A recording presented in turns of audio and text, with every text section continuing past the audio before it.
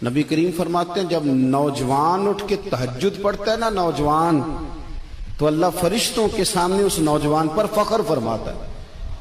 اللہ فخر کرتا ہے کہ عمر دیکھو اور دیکھو یہ میری بارگاہ. اللہ فخر کرتا ہے، اللہ یعنی خدا خود میر مجلس بود، اللہ فخر کرتا ہے. اب سوچے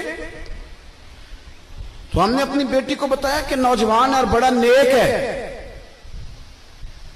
تو کہتے ہیں وہ کھانا کھلا کے ہم واپس آ گئے. آدھی رات کا وقت ہوا تو دروازے پہ دستک ہوئی. بچی اپنے کمرے میں سو رہی تھی، ہم اپنے کمرے میں، وہ بیٹھک میں.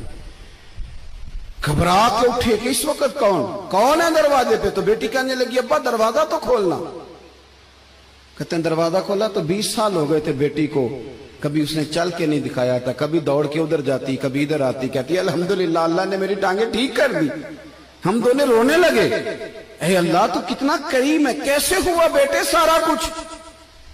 تو بیٹی کہنے لگی ابا آپ نے کہا تھا نا کہ نیک نوجوان آیا ہے، تو میرے دل میں خیال آیا اللہ اگر واقعی نیک ہے تو اس کے صدقے مجھے شفا ہی دے دے. یا ایھا الذین آمنوا اتقوا اللہ وابتغوا الیہ الوسیلہ. تو کہنے لگی ابھی میری دعا بھی پوری نہیں ہوئی تو رب کریم نے فضل کیا ہے اور مجھے شفا عطا کر دی. کہتے ہم دوڑ کے اس کے کمرے میں گئے اور جب ہم نے ہاتھ رکھا تو دروازہ پہلے سے کھلا تھا. ایک خط چھوڑ گیا تھا. آج کل کے پیر کی کرامت ہوتی تو فیس بک پہ دے دیتا، باقیوں کو بھی ذرا بھول پتہ چلے. کہتے ہیں وہ خط چھوڑ گیا اپنے بستر پہ کہ اگر تم لوگوں کو مجھ سے محبت ہو گئی ہے تو میرے پیچھے نہ دوڑنا، اس رب کی بارگاہ میں جھکنا جس رب نے میرے اوپر بھی فضل فرمایا ہے اور آپ پر بھی کرم فرمایا.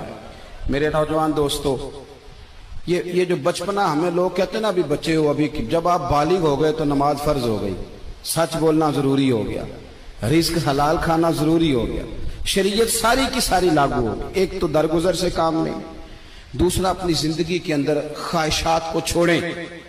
سادہ کھانا تو ویسے ہی انسان کو تندرست رکھتا ہے.